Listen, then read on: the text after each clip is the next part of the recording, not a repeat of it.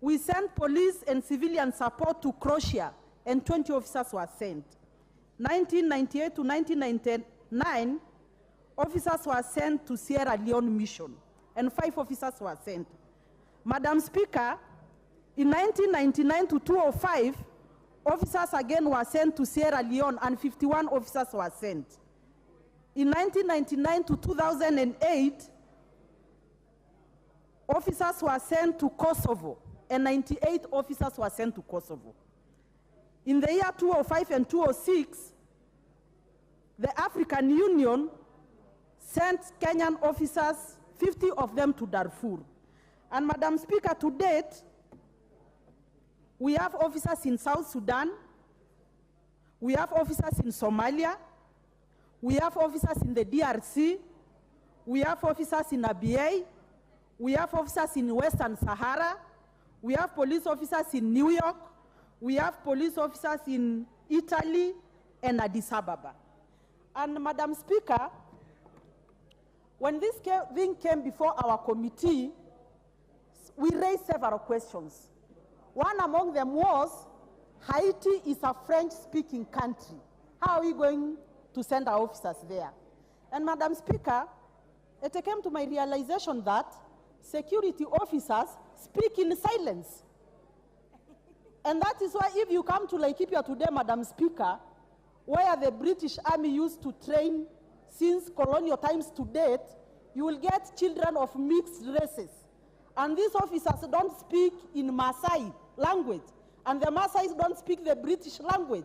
But how these things happen, it is because security officers speak in silence.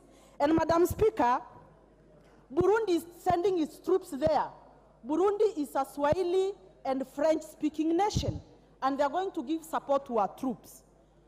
Senegal is sending its troops there. Madam Speaker, we are a global nation. We are an international community. When the world is not safe, when Haiti is not safe, we are not safe. What is happening in Haiti, Madam Speaker, is some gangs terrorizing locals. Women are raped, children are kicked out of their houses, and what our police is going to do is to give support to the Haitian police to train them, to secure critical infrastructure. And Madam Speaker, if a woman in Haiti is not saved, I'm not safe in Kenya. So Madam Speaker, I want to support, and again, I want to refer this House to the Constitution,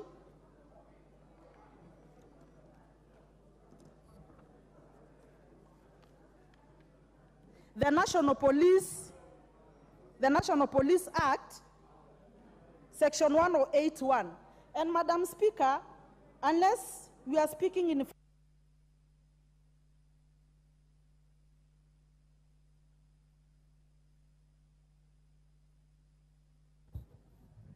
Honorable Member for Nyaribari Chache, Zahi Janda.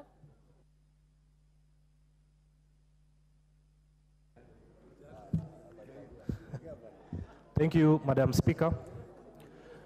Madam Speaker, I rise to support Karoli Omondi. Thank you very much, Madam Speaker. I begin by first noting that there exists a proper legal framework for the deployment of our police service men and women overseas, and that is under Article 107 and 108 of the National Police Service Act. I think that matter rests there. Though I would urge that proper gazette notices be issued by the executive to give effect to those provisions. Madam Speaker, the seeds of the current turmoil in Haiti commenced with the arrival of Christopher Columbus in the New World. And if you've had the privilege of reading the book by C.L.R. James, The Black Jacobins, who was a teacher of my friend who has just left here, the member for Kamkunji, he begins by saying, Christopher Columbus landed in the New World, and after praising God, urgently inquired for gold. In other words, it was an expedition of exploitation. And when they annihilated the indigenous Indian population of Haiti, efforts were made to transship Africans from the west coast of Africa to Haiti. And since then, Haiti has prospered, created a lot of wealth, for so many people, but has also been a tragedy to the African people. It is my conviction that it is very important that we all take an interest in what is happening in Haiti. Haiti was the first African-led country in the Western Hemisphere, where the slaves rose up, fought away the French, won their freedom,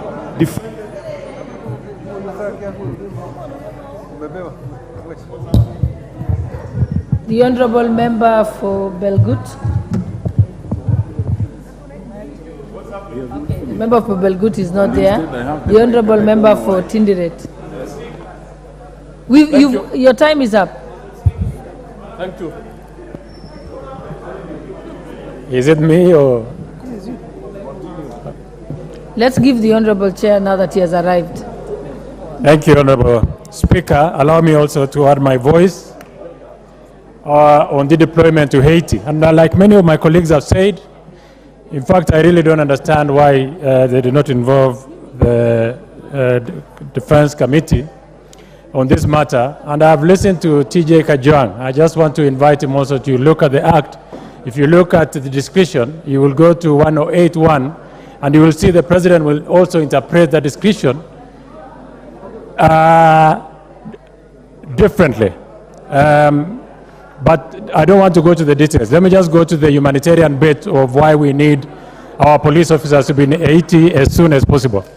Honorable Speaker, we've done, this country has been on different missions before, with people on missions on countries where we are not even related in any way, not in color, not in religion, but we participated. Our officers have been to Kosovo, our officers have been to Sierra Leone, our officers have been to East Timor. In fact, the Deputy DIG, Gabo himself, led a mission that did so well in East Timor.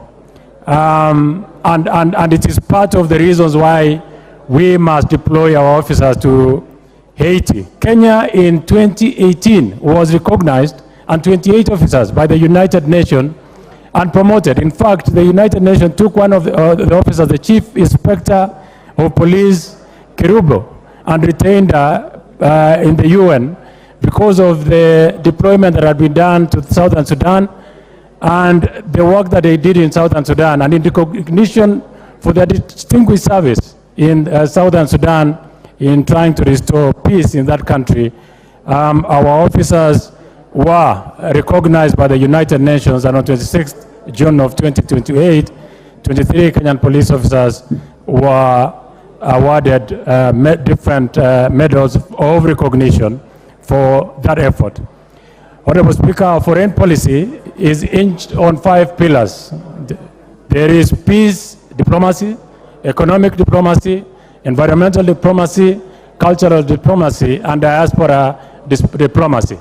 This country must continuously be the anchor of peace that it is.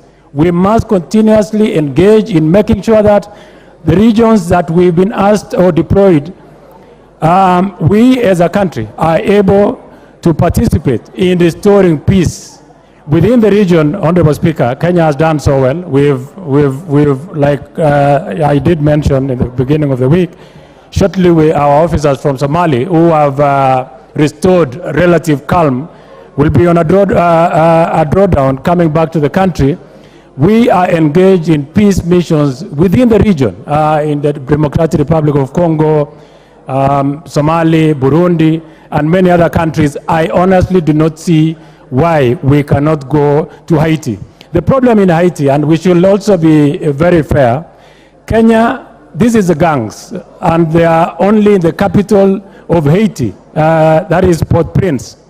The gangs that Haiti is dealing with are about 200 gangs.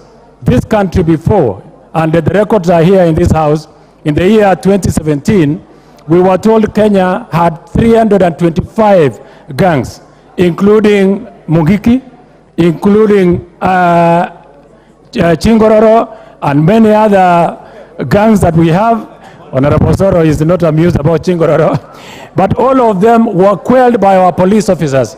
Honorable Speaker, I want to submit that our officers are able, and there is no reason why we should not deploy our officers to Haiti. Honorable Speaker, I support. The Honorable Member for Lari, Honorable Joseph Kahangera.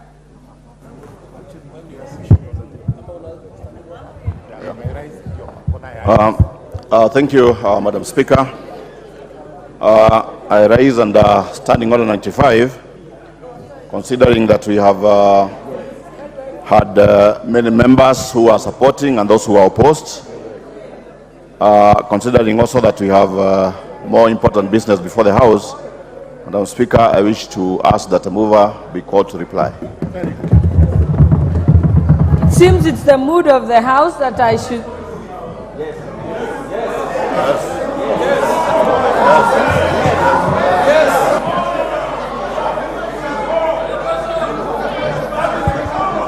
Mover will reply.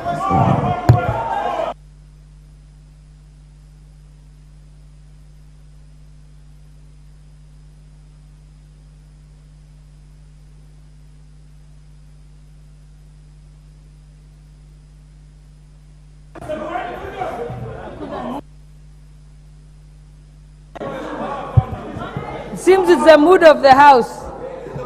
I should put the question. Honorable members, I now...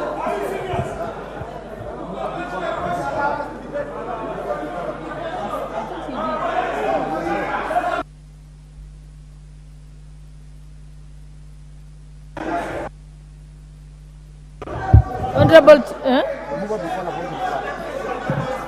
Rubatongoye.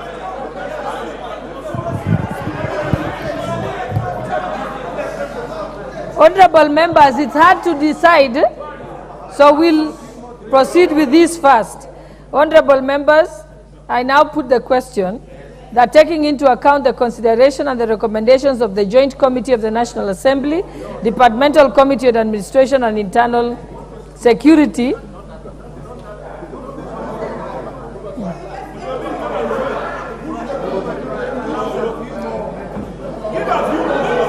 that the Joint Committee of the National Assembly, led by the Honorable Member of Tongoya as the chair, be called to reply.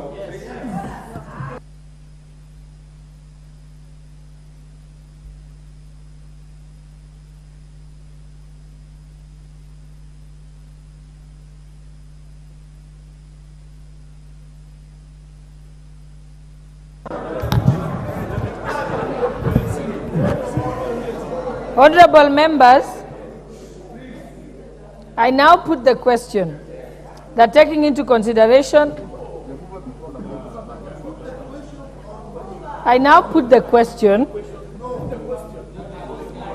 Honorable members, just allow me to proceed with this. We have to say it properly, which means I have to say the title of the Joint Committee, which is chaired by Honorable Tongoya, to be called to reply. I want to put that question. Yeah, so if you just let me do my job.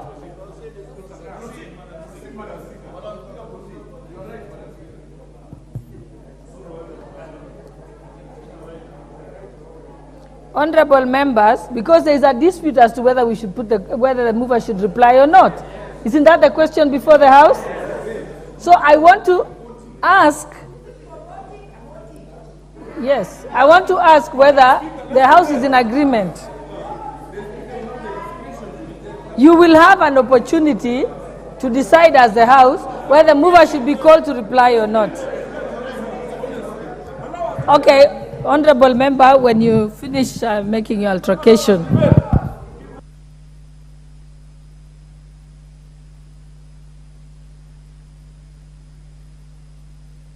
What's your point of order, Honorable Otiende? Madam Speaker, I want your guidance. I will wait until you're done consulting. Madam Speaker, I wish to get your guidance on a fundamental matter, and that is the fact that this being a house of debate, usually the minority will have their say and the majority will have their way. Madam Speaker, I want to bring to your attention that it may not be easy for you to determine who is the majority and who is the minority. But it is clear that in the course of this very short debate, it is the majority who have had the greatest contribution in the following manner. The Honorable Yusuf came to the minority side and is clearly of the majority side.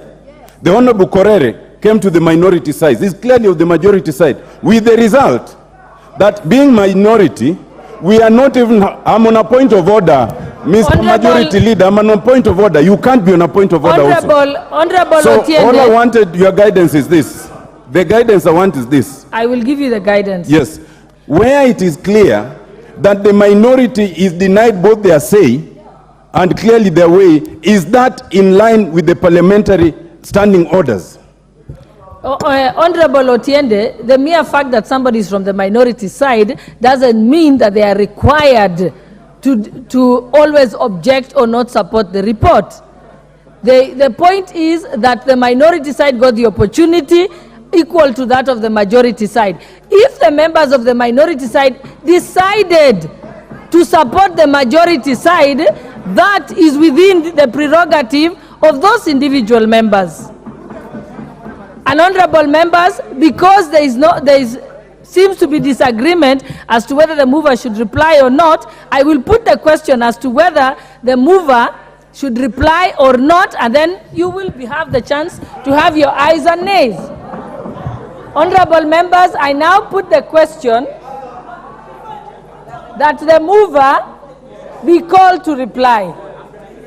Will as many as of that opinion say aye? Aye. Will as many as of the contrary opinion say nay? The ayes have it.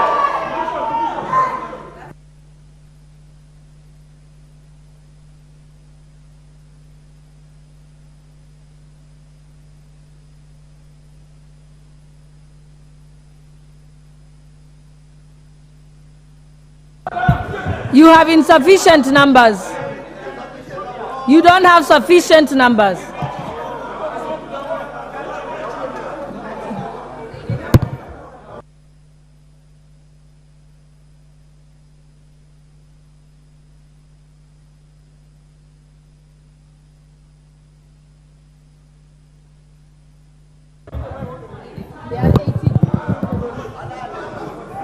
Okay, the numbers are not sufficient.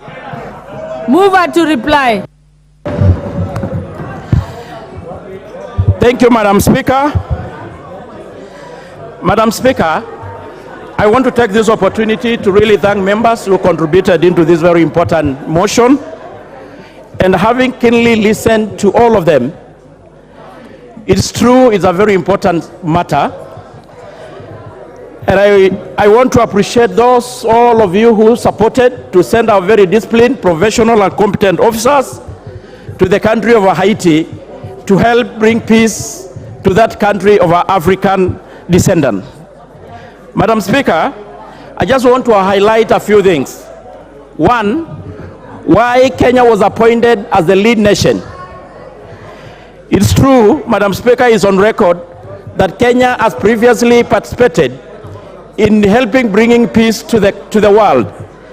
And there are a few countries that we had mentioned, and mentioned by Leader Majority and others who have spoken. What's your point of order, Honorable Osoro? Madam Speaker, protect me.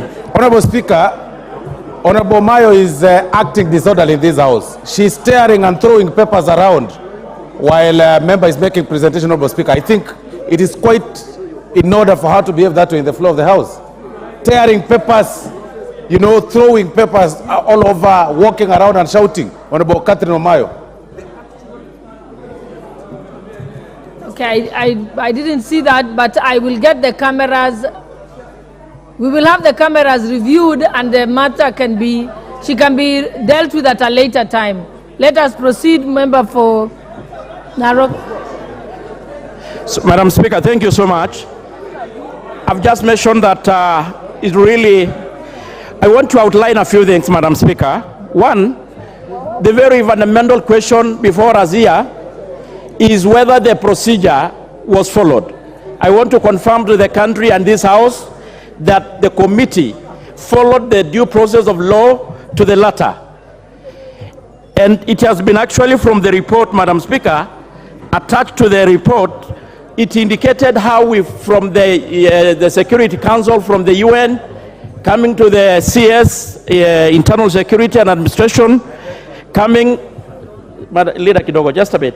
So I want to confirm that we follow the due process to the latter, Madam Speaker. It is evidence, Madam Speaker, out of the 15 members of the committee, we had 14 or 13 approving the report and deployment of our officers, and only one minority report, Madam Speaker. Madam Speaker, it is true that Kenya has participated previously in several peace missions, and they had continuously done it with great distinction and honor. We are a proud country that we are known for many other things, and including also our officers to help bringing peace. Madam Speaker, there is one thing that I want just to bring it to the attention, that the period of deployment is 1 year, and it will be reviewed after nine months. Another thing of importance to mention, Madam Speaker, the cost. I know Kenyans are wondering and asking questions on who bears the cost. It is good to be on record, Madam Speaker, that the entire cost, 100%, will be bared and borne by the UN. Madam Speaker, I want to challenge and call those of us who had reservation to please, let's support our disciplined officers to go to the country of Haiti with our prayers and support, and we continue reclaiming our position as a country in the global stage. We have done it before, and we are going to continuously do it. So, Madam Speaker, with these few remarks, I beg to reply. Thank you so much.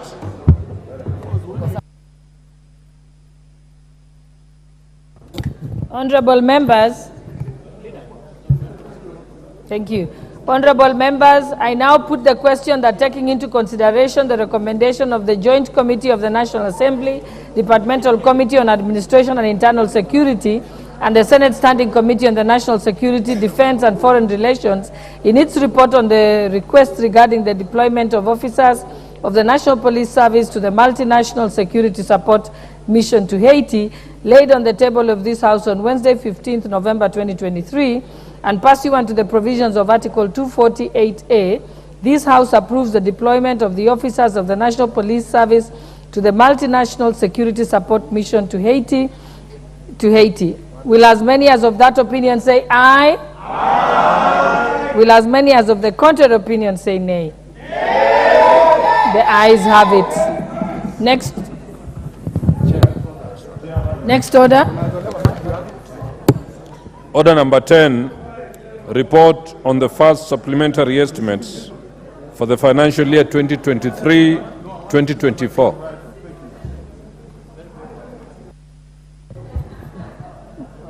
The Honorable proceed. Chairperson Budget, proceed. Thank you very much, Honorable Speaker, and I thank you very much for giving me this opportunity. Honorable Speaker, I rise to move the report from the Budget and Appropriations Committee, the report on the supplementary estimates 1 of the financial year 2023-2024. And Honorable Speaker, previously I've had many minutes to move this kind of bills and reports, and therefore, Honorable Speaker, today I don't wish to take so much time because I can see we have a lot of business that is important, Honorable Speaker, today. But Honorable Speaker, I just first of all want to wish to bring to the attention of the House that the budget that you are currently implementing is a budget of 3.744 trillion shillings. And Honorable Speaker, what we are doing with these supplementary estimates is that we are realigning government priorities in regards to the current circumstance, Honorable Speaker, so that we are able to allocate our resources in areas that are a high impact and that will have the shortest time from the input to output. Honorable Speaker, we are making this supplementary budget or estimates in a situation where our country, Honorable Speaker, is facing a myriad of issues. And therefore, what we try to do as the Budget and Appropriations Committee is to align the limited resources that we have as our country to be able to address the issues that are current and that which gives a great foundation for the future of Kenya that we are creating. And to go to specifics, Honorable Speaker, Honorable Chairperson, I hope you will move the motion as written after you finish. Yes, I'll move after I finish. Or I can do that even now. I moved.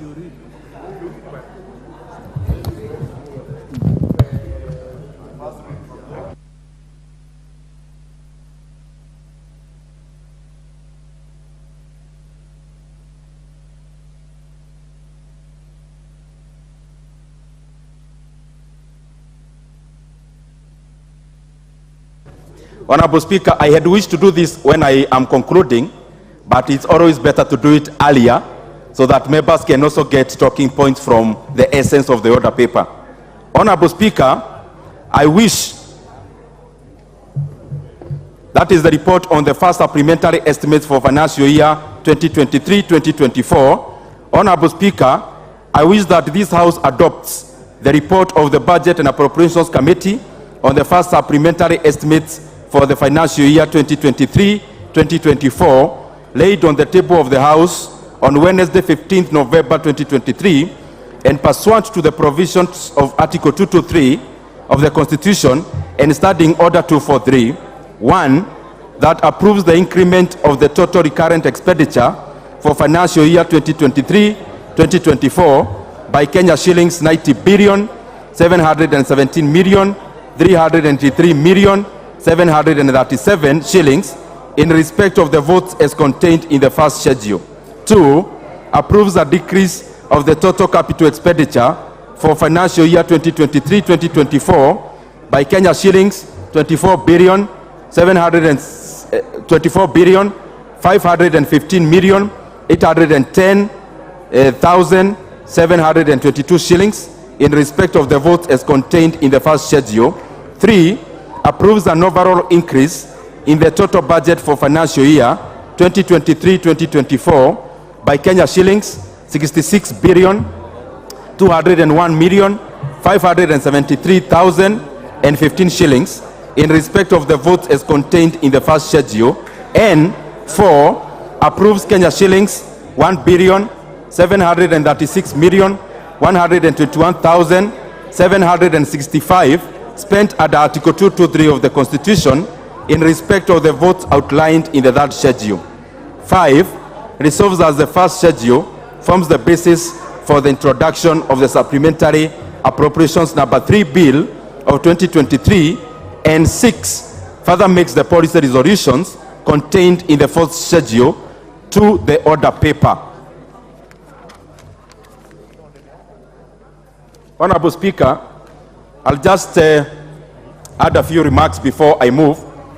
I was saying that we are in a circumstance where we are trying to align the limited resources that we have as our country to be able to address the current situation of issues, Honorable Speaker, as we also lay a basis of the growth of our economy.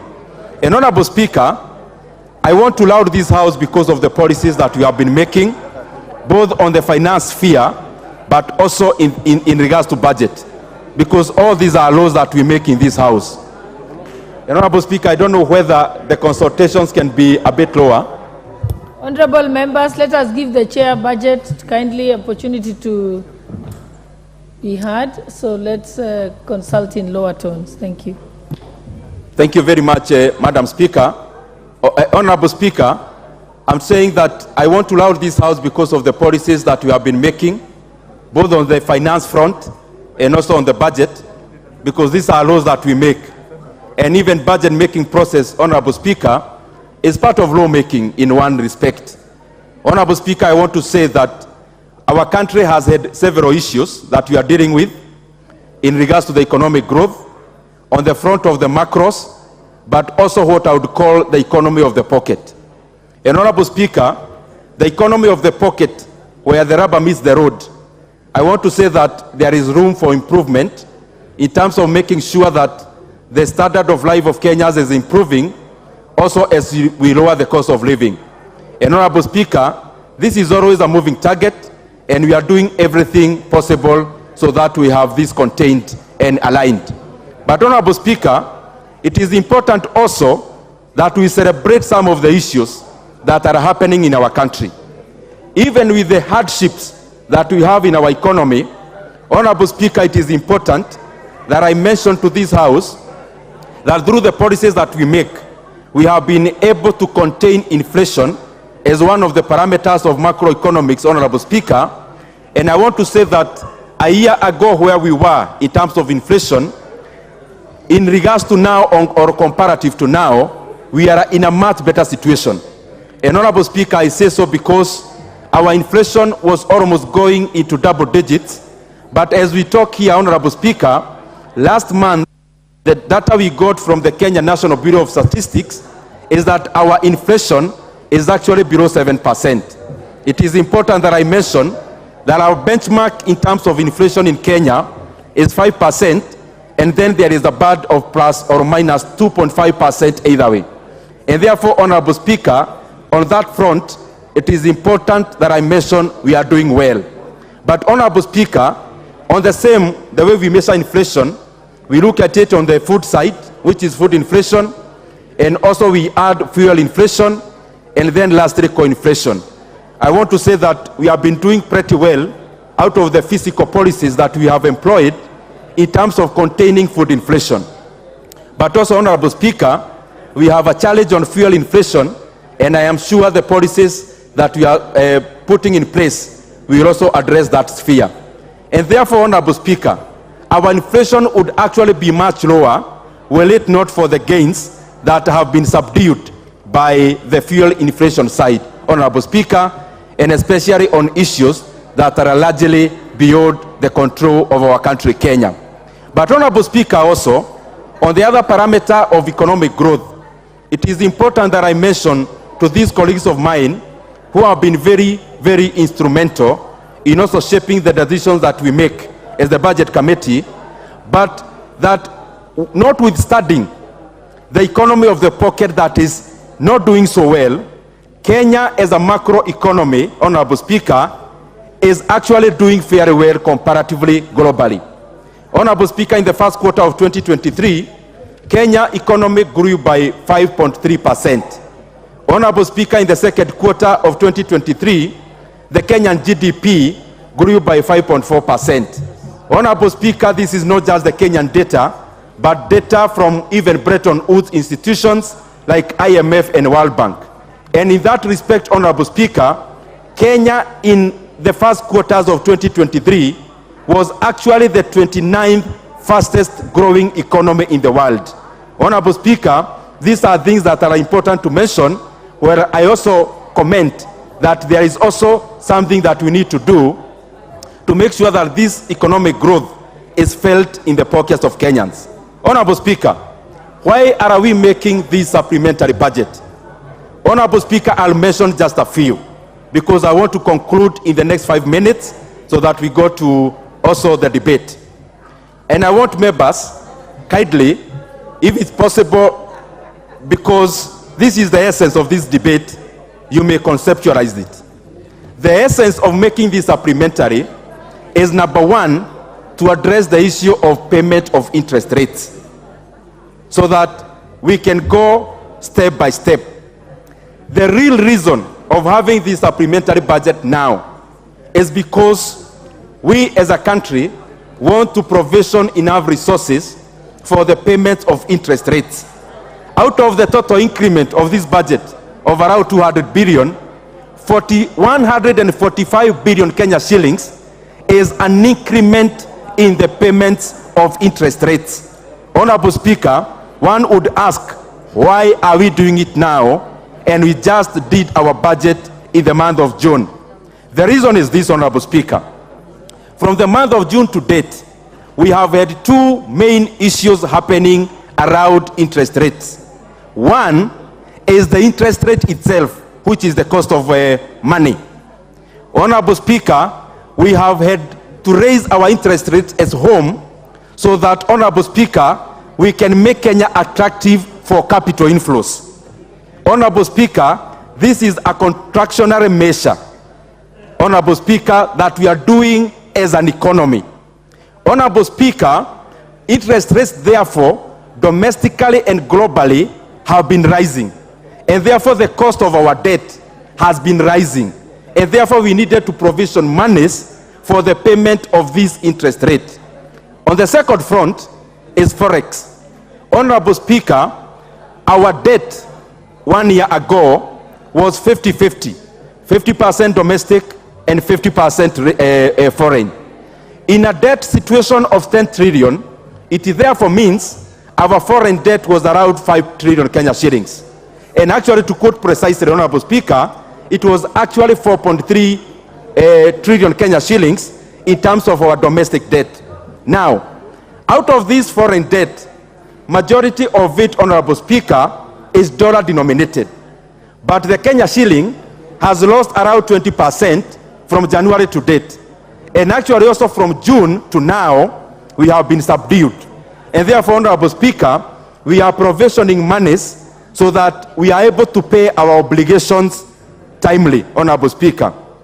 And the reason for this, Honorable Speaker, is that the government funds itself using cash, which is the Kenya shilling. But in terms of the payments of international or foreign obligations, we use domestic currencies. That is where there is a loss, Honorable Speaker, and therefore our country will be spending an extra 145 billion Kenya shillings as an increase in cost of our debts when it comes to repayment of our interest rates alone. Secondly, Honorable Speaker, some of the increments that you have made in this budget, number one is education. We have put in 20 billion Kenya shillings into TSC. Honorable Speaker, out of the policies we have passed in this House, policies around NITA, policies around the new NSHF, Honorable Speaker, the previous NHIF, the issues around NSSF, we needed to provision TSC with money, being the largest employer in Kenya, for the portion as the employer to be able to cater for those statutories. Honorable Speaker, secondly, and I want members to also be keen on this, we have also provisioned around 5.4 billion Kenya shillings that is going into bridging the gap of the deficit of the JSS funding in terms of capitation. Honorable Speaker, in this budget, we have provisioned that money. Honorable Speaker, in this supplementary also, we have provisioned monies for the new funding model of the tertiary education. We have put in over 4 billion Kenya shillings into giving scholarships and loans to TVET students. And on the other side of the universities, Honorable Speaker, we have provisioned enough resources for the intake that is currently in course at the next intake.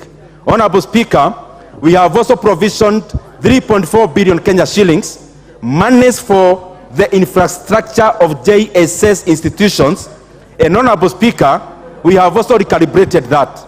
That money will no longer be going to the Ministry of Education.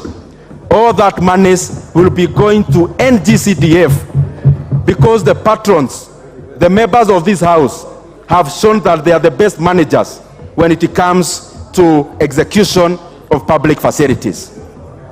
Honorable Speaker, also, we have provisioned 8.25 billion Kenya shillings that will go into post-harvest management and also the purchase of fertilizer for the next season.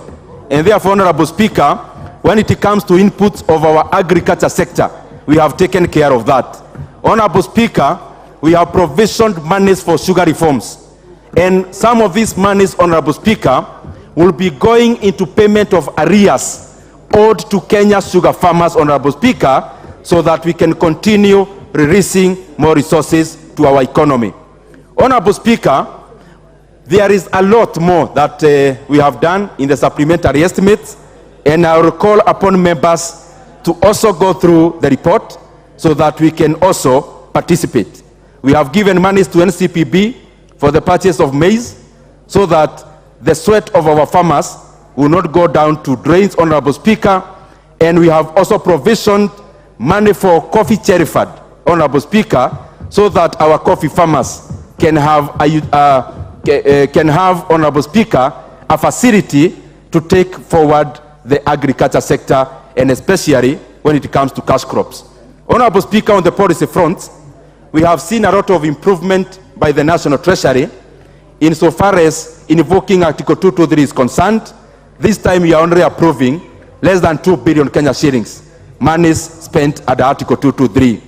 And the bulk of this money, Honorable Speaker, is going into post-harvest management.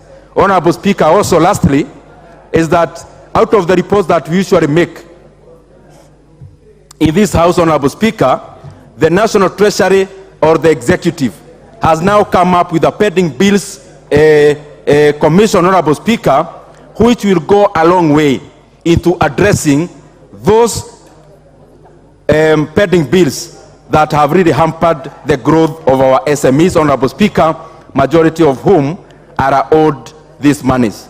Honorable Speaker, with those many remarks, I want to really thank all the members of this House. You have always been a source of knowledge to us as the Budget Committee. I also want to thank all the departmental chairs who have appeared before us for the last few days. And something we also do as the Budget and Appropriations Committee, Honorable Speaker, is that we also ride on the knowledge and the wisdom of the departmental chairs. Honorable Speaker, if you check our reports, you'll clearly see that the Budget and Appropriations Committee respect all the decisions by the departmental chairs. There is usually hardly variations. We rarely never do any variations from the departmental chairs' reports because we believe we should also be capitalizing on the wisdom and the knowledge of the members of the departmental committees in this House. With those many remarks, Honorable Speaker, I beg to move and request the very able Vice Chair of the Budget and Appropriations Committee, the Honorable Mary Emase, to second.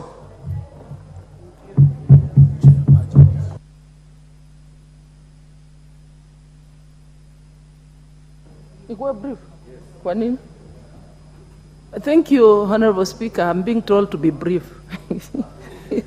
I think members are eager to contribute to this motion. Madam Speaker, as I second, I just want to join my chair from the onset to just appreciate the contribution of the members, all departmental committees, to the budget process. The report you have before you is a combination of a lot of work, effort, commitment, time that members have put through without forgetting our parliamentary budget office that have had to assist us, direct advice in unpacking the supplementary budget and the whole process up to report preparation and recommendations. Having said that, Madam Speaker, I just want to emphasize on one aspect. You know, for us to appreciate the budget, we must understand the macroeconomic fundamentals underpinning it. The chair has articulated in details, being an economist and a very able chair, but I just want to emphasize, because it's important, we must understand why we have done what we have done in the manner in which we have done it. Madam Speaker, we are preparing supplementary one at a time when Kenya is experiencing a very difficult economic time, and not only Kenya, many countries across the world. On this front, therefore, Madam Chair, I must say our economy has been very resilient to the shocks, the economic shocks. I remember during our discussions, one of the members was telling us, you are blaming everything to the war in Russia, to now the war in Israel. But these are facts we must confront. Even we are still recovering even from the impacts of the COVID-19. Then came the wars, and now we have the vulnerability to debt, and because of the economic tightening of many advanced economies, we are seeing increase in interest rates, we are seeing fluctuations in the exchange rates. So all these things have affected us. And therefore, in view of the foregoing, Madam Speaker, we had to rearrange the budget. We have to rearrange the budget in a manner that addresses or mitigates the impacts of these challenges in the economy. Therefore, just a case in point, we must do this so that we can be able to cushion Kenyans, cushion the nation from more or severe, impacts of the same and alleviate Kenyans from suffering. Therefore, just a case in point, I want to speak to the aspect of debt. We know that Kenya borrowed the Eurobond sometime in 2014. But to date, that has attracted 70 billion. And right now we are having our foreign debt at 448.7 billion and domestic debt is at 415. And we are about to borrow more. So what am I saying? At this point, when we're preparing this budget, we have to prepare it in a manner that we are addressing consolidation measures so that we are able to reduce the deficit and also reduce accumulation of debt. And how do we do that? We must rearrange our budget. We have our needs and wants. But you know, at this point, this is a time when we have to ask ourselves, what can wait? What can't wait?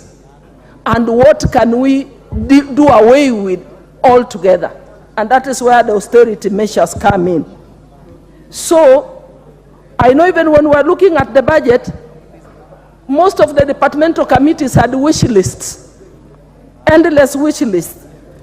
But then we had to make a decision to make rearrangements so that we can create what we call physical space, more leg room for us to be able to rearrange the money, take some of that money to help us pay our debt, and also allocate to other priority areas, emergent areas, like address issues to mitigate El Nino, the issue of climate change and many others. So, even if we have to borrow by rearranging, then we will end up borrowing less as opposed to borrowing more. So this rearrangement was necessary in the budget. Having said that, allow me to touch on a few areas. The sectors that are benefiting more from this rearrangement, one of them is agriculture. We know that agriculture sector has employed a number of reforms towards improving competitiveness of our exports, towards securing food security, so that in the long run we are able to bring down the cost of food and therefore the cost of living. And at the same time, we know that agricultural sector is the one that creates a lot of employment for this particular sector. So I just want to say that this sector has benefited more. We have 516 million going towards paying arrears to farmers.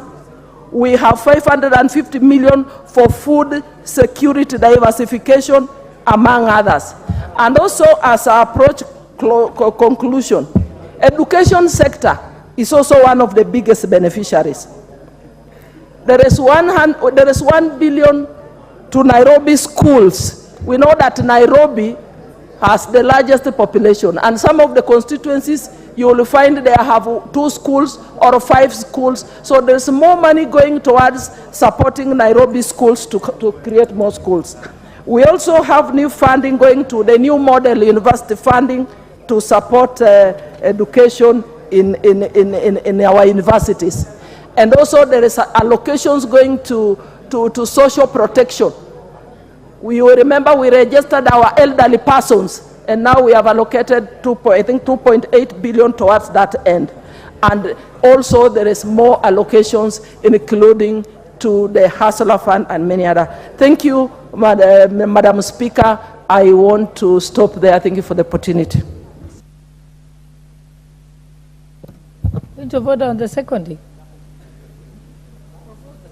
Let me propose the question first, surely. Because what exactly are you? I think members are anxious about this. And I must say my claim to fame is that Honorable Emase was my very able senior accountant when I was at the judiciary. And I can see she hasn't lost her touch. Honorable members, I now propose the question that this House adopts the report of the Budget and Appropriations Committee on the first supplementary estimates for the financial year 2023 and 2024, laid on the table of this House on Wednesday, 15th November 2023, and pursuant to the provisions of Article 223 of the Constitution and Standing Order number 243. 1. Approves an increment of the total recurrent expenditure of the financial year 2023-2024 by 90,717,383,717 in respect of the votes as contained in the first schedule. Obviously, my math is not that good. 2. Approves a decrease of the total capital expenditure of the financial year 2023-2024 by Kenya shillings 24,515,810,722 in respect of the votes as contained in the first schedule. 3.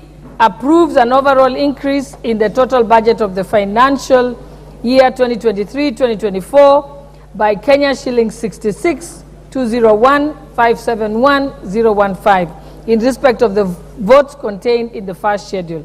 And 4. Approves Kenya shillings 1,736,121,765 spent under Article 223 of the Constitution in respect of the votes outlined in the third schedule. And 5. Resolves that the first schedule forms the basis for the introduction of the supplementary appropriation Bill number 3 of 2023, and 6. Further makes the policy resolutions contained in the fourth schedule to the order paper.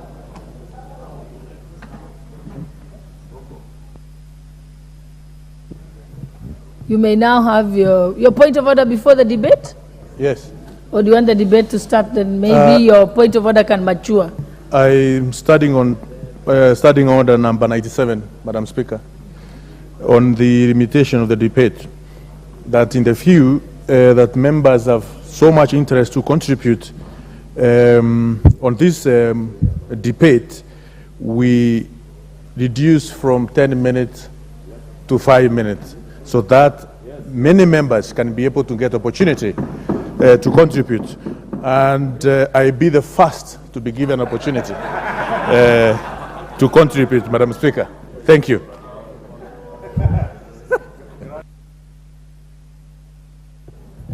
Honorable members, is the House in agreement that we limit debate?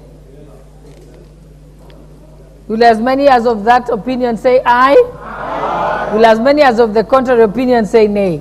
So the debate is limited to 5 minutes per member. Of course, with the exception of the Leader of Majority and Leader of Minority.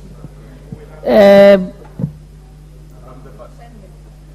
we give him the privilege of going first? Since Thank you, Honorable Speaker. Let me thank Honorable Boroko, although he's stretching his luck that he wants to abrogate himself the responsibility of the Speaker to allocate who starts. But he's a good man, Honorable Speaker, and I rise to support this motion, Honorable Speaker, on the supplementary estimates. The first supplementary estimates in this financial year, Honorable Speaker. Honorable Speaker, as the Chair and the Vice Chair have very well articulated, this first supplementary comes in the backdrop of a very difficult time for our economy and indeed the global economy. Honorable Speaker, just to add on to the issues that the Chairman and the Vice Chair have alluded to, the global economy, Honorable Speaker, as we all know, is still in the recovery mode post-COVID. And this recovery post-COVID, Honorable Speaker, has had huge ramifications on growing economies like ours and others in the developing world, and especially informed by happenings beyond the borders of our developing economies.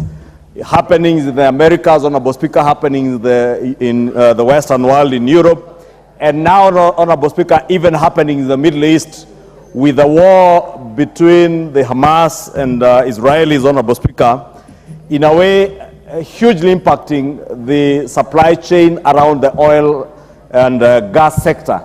And Honorable Speaker, because we are not an oil producing country, but an oil consuming country, any interruptions to the supply chain of oil emanating from the war either in Ukraine and Russia, between Ukraine and Russia, or the war in the Middle East will have an impact on our local economy, Honorable Speaker. And we have seen that even with the consistent rise of oil prices, global oil prices in the world, and also in the distortions of our foreign exchange rates against the hard currencies, Honorable Speaker. And those who understand, Honorable Speaker, will know that the global oil prices also have a huge impact on our exchange rate, especially that against the dollar, because most of this crude oil is traded, and even refined oil is traded in dollars, Honorable Speaker. And the demand for crude oil or refined oil into our economy in a way also helps to drive up the cost of the dollar against the shilling, Honorable Speaker.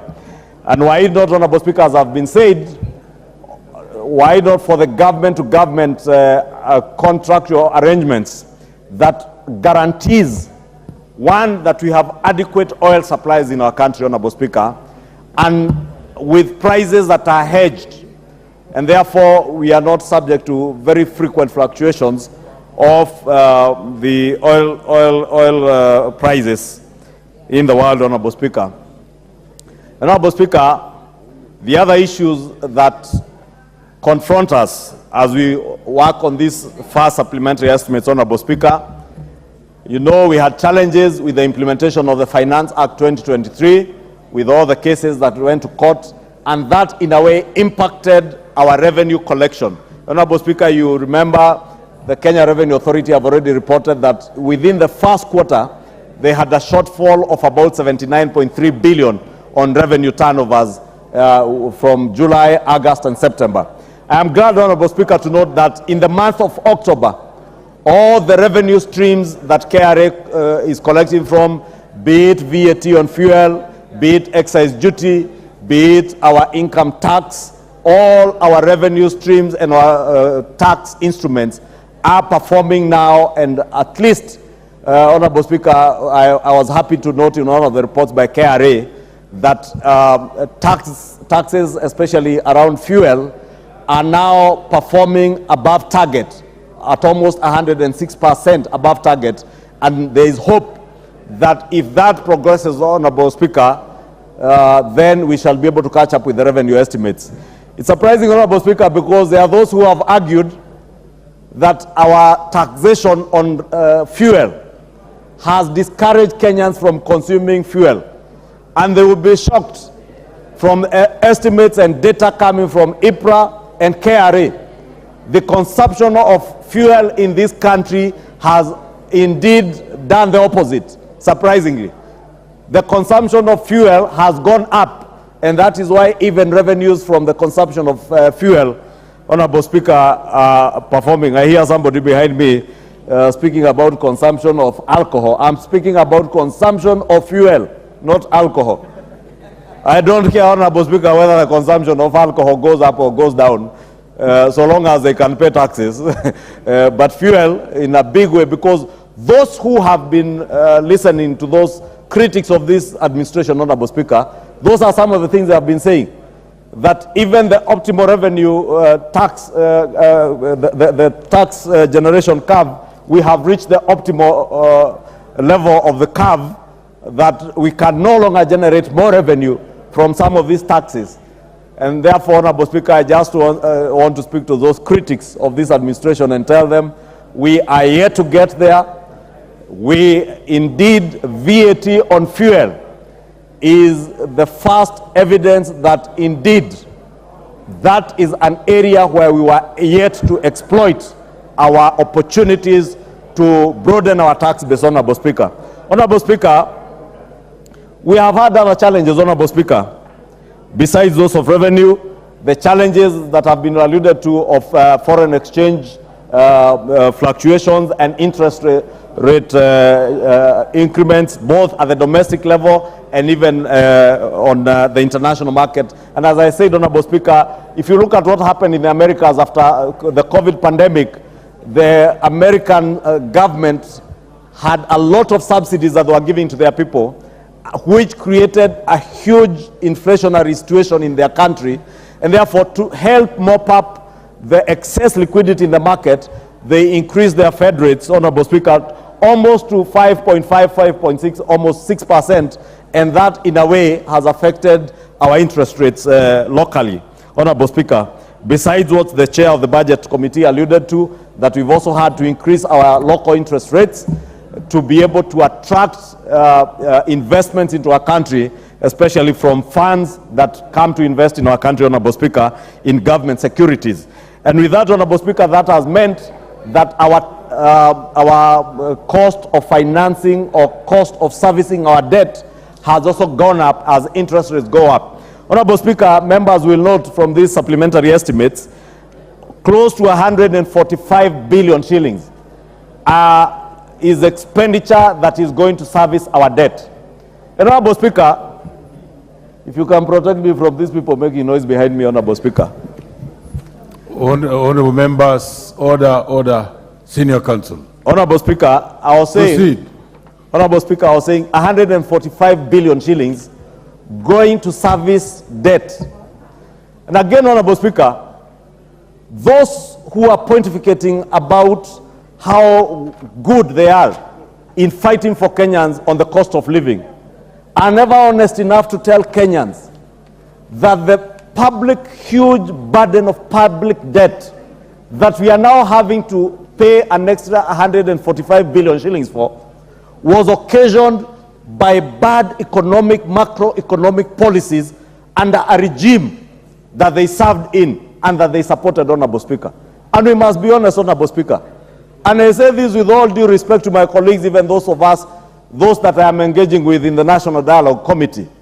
Because, Honorable Speaker, I have seen them pontificate on the cost of living, demand that we must now implement policies that we as a Kenya Kwanza administration never went out to Kenyans to campaign on. Because we campaigned on the backdrop, Honorable Speaker, of workable macroeconomic policies that will ensure that this country is on a trajectory of economic recovery, anchored on sustainable macroeconomic policies, not short-term, populist, politically expedient policies of subsidizing consumption, Honorable Speaker. In these supplementary estimates, Honorable Speaker, the chair of the Energy Committee and the chair of Budget will tell you we are having now to pay 4 billion shillings for subsidizing fuel, not bills incurred by this administration, but fuel subsidy bills incurred by the previous administration, Honorable Speaker. And when we told them that the policies of subsidizing consumption that they were pursuing were not helping this country, Honorable Speaker, they would not listen to us. I say this, Honorable Speaker, because I sit at a place where I have seen people now begin to use the question of the cost of living to play populist politics. I must thank the Budget and Appropriations Committee and members of this House who have stood to do what is right for the country and for posterity, rather than doing what is populist, because it's very easy, Honorable Speaker, as I said during the State of the Nation address debate, for His Excellency the President to wake up today and announce very populist policies, subsidize unga. Whereas unga now, Honorable Speaker, I was in from a friend of mine called Ouma in Umoja, sending me screenshots of a supermarket in Umoja, where they are now buying Pembe at 157, some of the most expensive brands of unga. Therefore, if those who purport to have gone to the streets on account of the cost of living, and they use the sufuria and unga as the excuse, Honorable Speaker, today, when unga was at 210, they were in the streets. Today, you want to threaten us that you can go back to the streets on account of unga at 157 for the most expensive brands. There are brands that are going for even 140 shillings. We must drop this pretense, Honorable Speaker. We must speak to the issues. I have seen others attempt to excite and incite university students on account of funding, the new funding model, Honorable Speaker. And it's unfortunate, Honorable Speaker, that even very senior leaders in this country, Honorable Speaker, speak to issues that they have absolutely no information on. They have not sought to understand what is this housing agenda, Honorable Speaker. They have not sought to understand what is this new funding model of our universities, Honorable Speaker.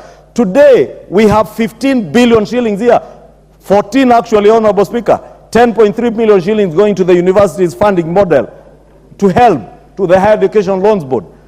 Yet you see political leaders attempting to incite our university students over help. Shame on them, Honorable Speaker. The Budget and Appropriations Committee and the National Treasury have 10.3 billion shillings to go to the Higher Education Loans Board. Shame on to them, Honorable Speaker. 3.6 billion is going to university scholarships under the new funding model. Our school capitation, Honorable Speaker, the junior secondary school, another 6.5 billion. The Kenya National Examinations Council, to ensure that our children who have sat for their exams are marked and results delivered in time, another 2.8 billion. Our TVET institutions for funding, for the new funding model, 4.6. Honorable Speaker, on account of the Kenya University and Colleges Placement Services and the funding of the new universities and colleges funding model, Honorable Speaker, you can see 14 plus 4.6 billion is close to 20 billion shillings going to fund our university and college students. That is what a responsible and responsive government does to its people, to ensure that our parents who have students in TVETs, parents who have students in junior secondary, parents who have children in our universities do not have to incur the burden of having to pay very high fees, Honorable Speaker, for their children in universities by us appropriating adequate resources to the Higher Education Loans Board to ensure that they fund and give scholarships to children from the most vulnerable of our backgrounds, Honorable Speaker. I know many of these leaders, Honorable Speaker, even very senior leaders, have had their own children attend public universities and benefit from the old funding model that never cared to know whether you are a son of a member of parliament, whether you are a son of a governor, whether you are a son of a president, whether you are a son of a former prime minister, or a son of a former vice president, or a son of a sitting deputy president, and they would fund you at the same level as a son of a hustler. The new funding model, Honorable Speaker, is paying focus to the downtrodden, the most vulnerable of our children, so that members of parliament, sons and daughters of former prime ministers and former vice presidents, those are people who can afford to pay for university fees for their children. They pay for their children, but the sons and daughters of hustlers get 100% scholarship.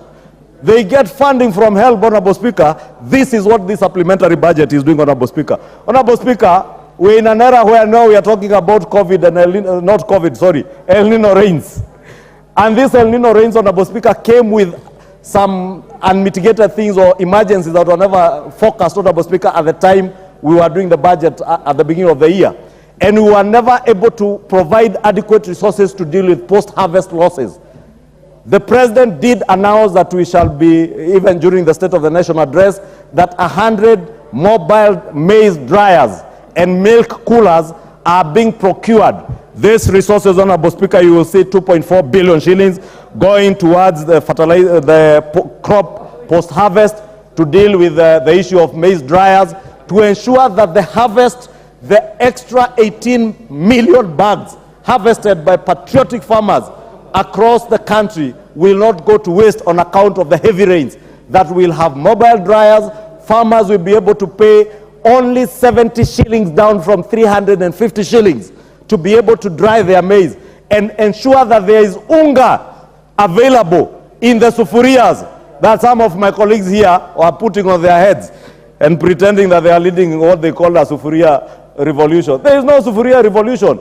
There is now a revolution to ensure that we are able to subsidize production and give Kenyans affordable food. Honorable Speaker, not just maize, even milk. There is likely to be a milk glut with the heavy rains, Honorable Speaker. Our milk farmers and dairy producers are likely to produce milk. We must ensure that we have milk coolers. We are able to convert that milk to powder milk to store for any eventualities during the dry seasons, Honorable Speaker. And there are many other interventions, Honorable Speaker, touching on security, universal health coverage, Honorable Speaker. Although I have reservation, Honorable Speaker, I have seen reallocations where we are reallocating 200 million shillings, Honorable Speaker, to go to some primate research institute.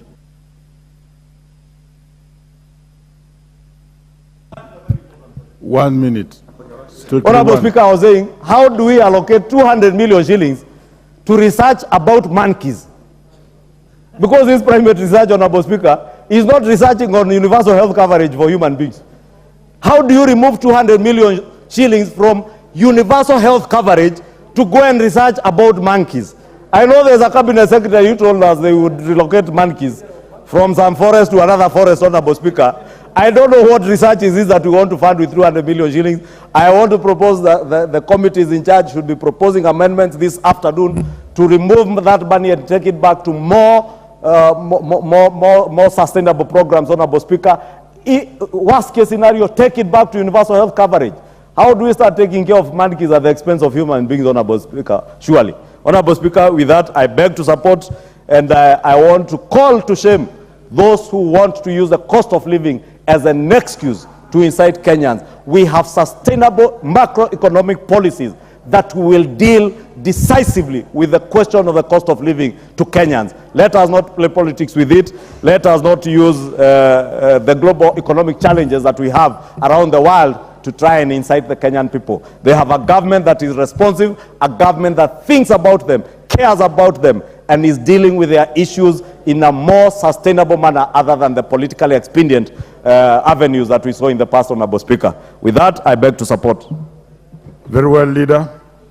And you have really spoken on the research on monkeys. And I know very well that even teachers outside there just says who needs to be absorbed. Maybe that's where we should take it. At the risk of contributing, let me allow the Chair of Budget to make an amendment, honorable members. This will actually assist us and you to discuss the entire report as one piece. Chair Budget, please. Honorable Speaker, thank you very much for giving me the opportunity so that members can debate with this in mind also. In consultations with the Chairman of the Security and National Administration, my brother Honorable Tongoyo, there are some few amendments, very marginal. Notice is given that the Chairperson of the Budget and Appropriations Committee, let me just go direct to the point, Honorable Speaker, that the motion on the report of the Budget and Appropriations Committee on the first supplementary estimates for this financial year be amended by inserting the following paragraphs immediately after the words order paper appearing in subparagraph 6. A, subject to, that is Roman 1, deletion of the figure Kenya shillings 1,409,700,000 in column 10 of the first schedule of the report, that is gross capital estimates, in vote 1017 under the program 0704,000, that is State House Affairs, appearing on page 1 of 9 of the schedule, and substituting therefore the figure 1,309,700,000. 2, deletion of the figure Kenya shillings 1,357,000,000 in column 10 of the first schedule, that is gross capital estimates, in vote 1024 under program 062,6,000, population management services, appearing on page 1 of 9 of the schedule, and substituting therefore the figure Kenya shillings 1,257,000,000. 3, deletion of the figure Kenya shillings 7,213,220,000 in column 10 of the first schedule, that is gross capital estimates, in vote 1026 under program 0629,000, general administration and support services, appearing in page 1 of 9 of the schedule, and substituting therefore Kenya shillings figure Kenya shillings 7,714,220,000. 4, insertion of the figure Kenya shillings 100 million in column 6 of the second schedule, that is development reduction, in vote 1017 under program 0704,000, State House Affairs, appearing on page 1 of 26 of the schedule. 5. Deletion of the figure 100 million in column 6 of the second schedule, that is development reduction in vote 1024, under program 0626,000, population management services, appearing on page 2 of 26 of the schedule, and substituting therefore Kenya shillings 200 million. Deletion of the figure Kenya shillings 200 million in column 6 of the second schedule, development reduction in vote 1026, under program 0629,000, general administration and support services, appearing on page 2 of 26 of the schedule. B, affecting the consequential amendments in the report, and signed by the chairperson, Budget and Appropriations Committee. Honorable Chair, Speaker, what the Honorable Togoyo was trying to achieve is to capitalize more money into police modernization program, a program that had a deficit of 200 million, which he has been able to fund by internal realignments. Thank you very much, Honorable Speaker. And I call upon the Honorable Chairperson, Honorable Tongoyo, the security man, and National Administration to second. Chair, Security. Thank you so much, Chair, Speaker. And please inform the House what it's all about, because we want to absorb it to the mainstream. I want to report. actually clarify in simple terms what the whole amendment is and what he intends to achieve. But first, I want to thank the Chair, Budget and Appropriation Committee, and of course the entire Budget Committee for seeing it fit to bring this amendment. Speaker, it's true the Chair had mentioned that we know the situation we are in as a country, especially on matter security. His Excellency the President had always been talking about bringing modernization and revolutionize our security apparatus. And we had got a facility, and in this budget, it was actually about 6.5 billion to modernize our security agencies, actually the National Police Service, to buy the AMRAPs, APCs, the gunshot helicopters, the unmanned vehicle that is actually the drones. And what we intend to achieve is to protect that fund so that it can able to help our security personnel to enhance their operation so that we can able to tackle the insecurity that we are facing as a country, Mr. Speaker. So there were a little bit some small cuts, and that is what we wanted to cure, so that the very crucial services of security don't get affected, Mr. Speaker. So with this, I second the amendment. Thank you.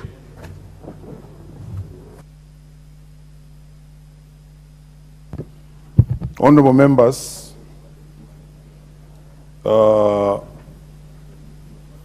I now propose the question that the motion be debated as amended by the Chair of Budget. Will as many as of that opinion say aye? Aye. Will as many as of contrary opinion say nay? The ayes have it. And I also want to order that the amendments as prescribed on this sheet, which I'm holding and which is in circulation, be provided to all the honorable members so that as they debate this motion, they are able to actually refer to it, especially as we proceed to the Committee of Supplies. Thank you. Next to speak on this, and first here is Honorable James Nyika.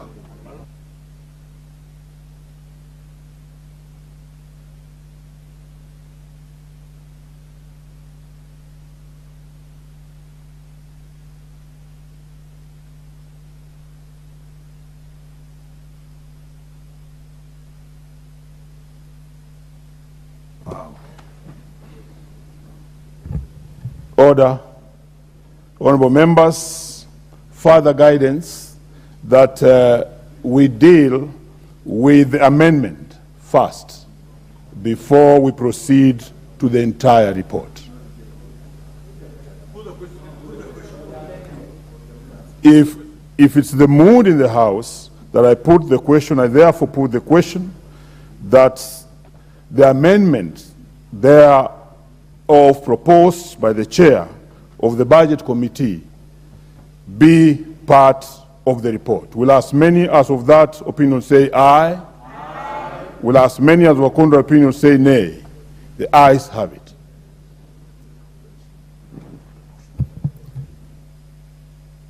To the motion as amended, first to speak on the amended motion, James Nyikal. Thank you, Mr. Speaker, for giving me this opportunity to contribute to the debate on the supplementary budget. Mr. Speaker, I must applaud the Finance Committee, the Budget Committee for this, because it is important that we actually get these supplementary budgets.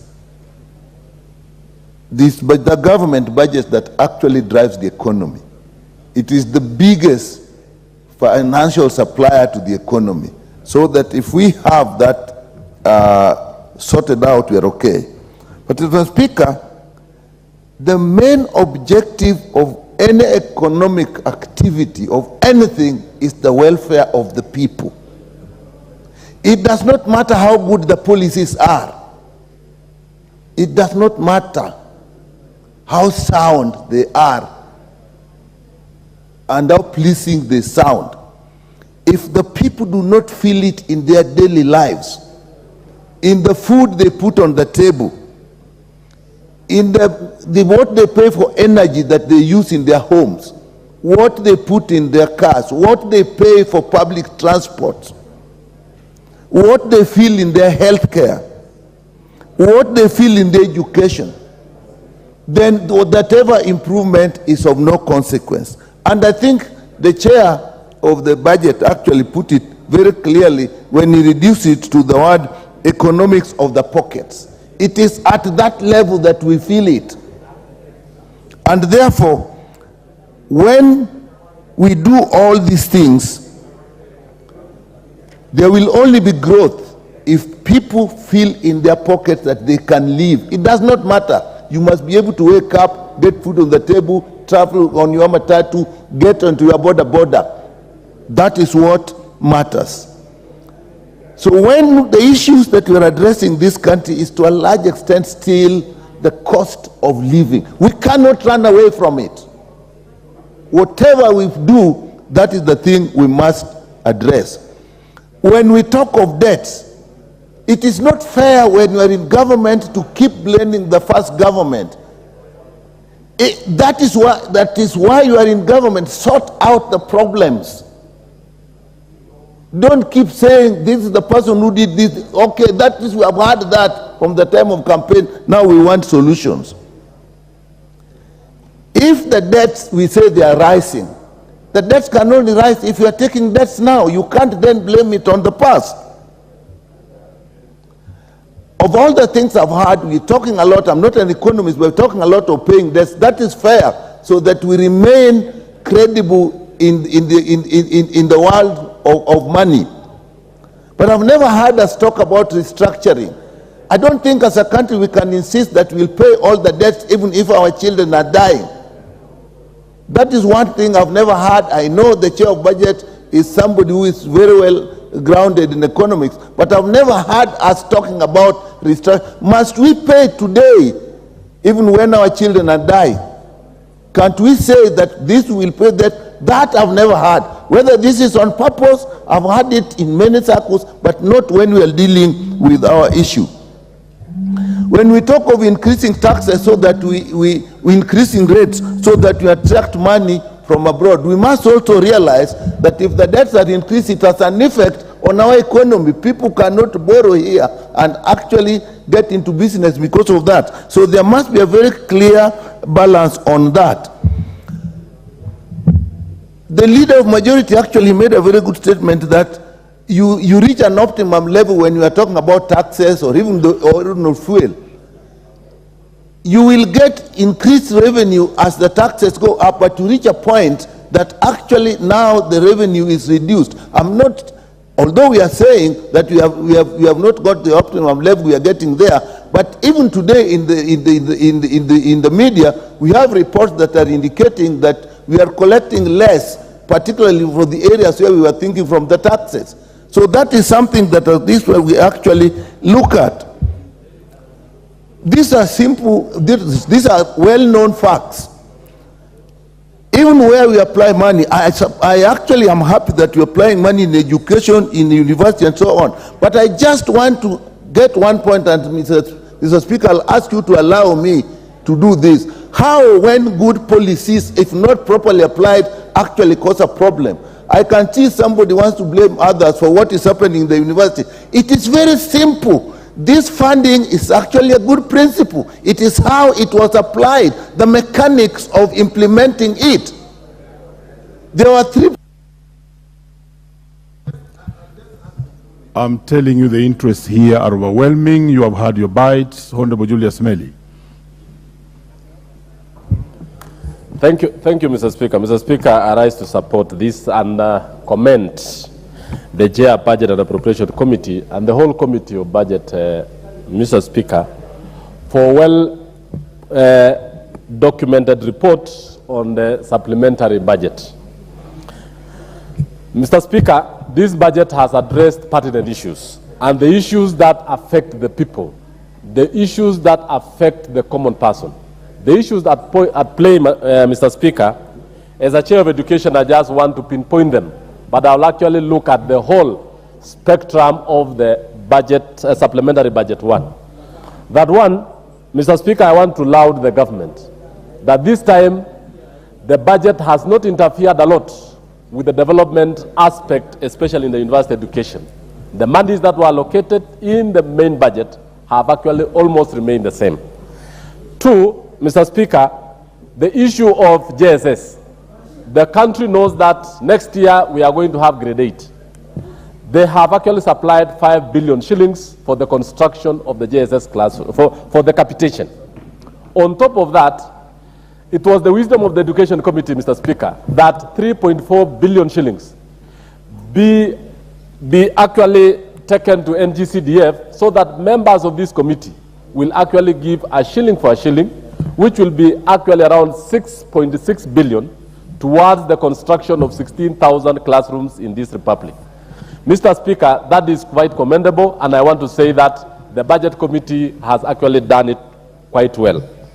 Mr. Speaker, on the issue of university funding, and I want to alert the member for SEME that the funding formula is actually for the downtrodden, the poor. In this particular case, Mr. Speaker, I want to point to the House that last week, the Committee of Education directed the Higher Education Loans Board to give the pocket money to the students first, thereafter disburse the loans, and lastly disburse the scholarship funds. This one was very important, and this has been done, Mr. Speaker. On the issue of the JSS teachers, I want to say that it is very important that the issues that were at play has actually been captured well, Mr. Speaker. I also want to point out that we have the issue of the sugar reforms. I want to laud the government. First of all, in the main budget, most of the loans were actually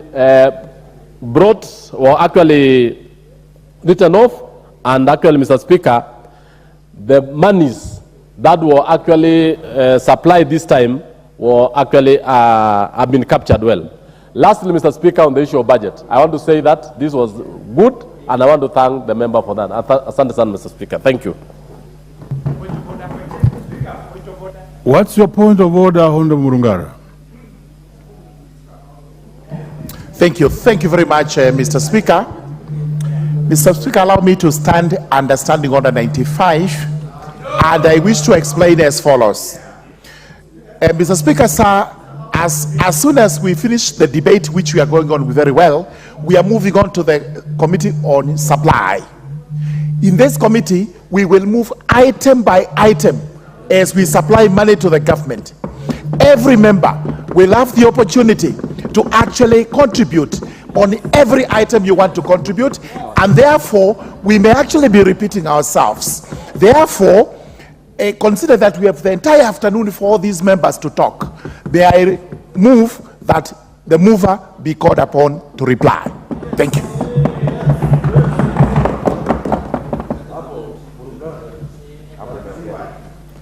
Well, you know, the Speaker is blind. In as much as I've seen overwhelming interest in the debate, order members. But a member has risen from his place on standing order number 95 that we call upon the mover to reply. And I want to put the question, will as many as of that opinion say aye? Aye. Will as many as of contrary opinion say nay? Nay. The ayes have it. So let me direct as follows, that as we invite the mover to reply, when we go in the afternoon in the Committee of Supplies, let the members be allowed to speak on this supplementary budget. Thank you very much, Honorable Speaker, and I thank all the members who have contributed. We'll be here in the afternoon, Honorable Speaker, to talk about all these issues actually on specific terms. And we'll also be available here to clarify any issues to these honorable members, our colleagues. And therefore, Honorable Speaker, I beg to reply.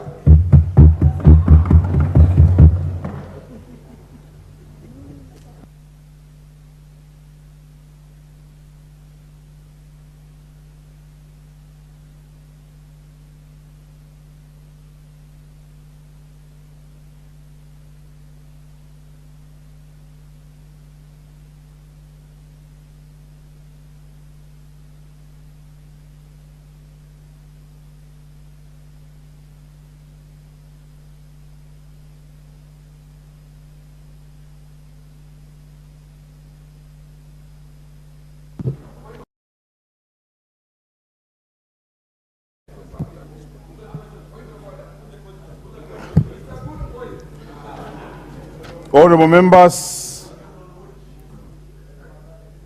I now put the question that the report on the first supplementary estimates for the year 2023-2024, that this House, I'll take it again.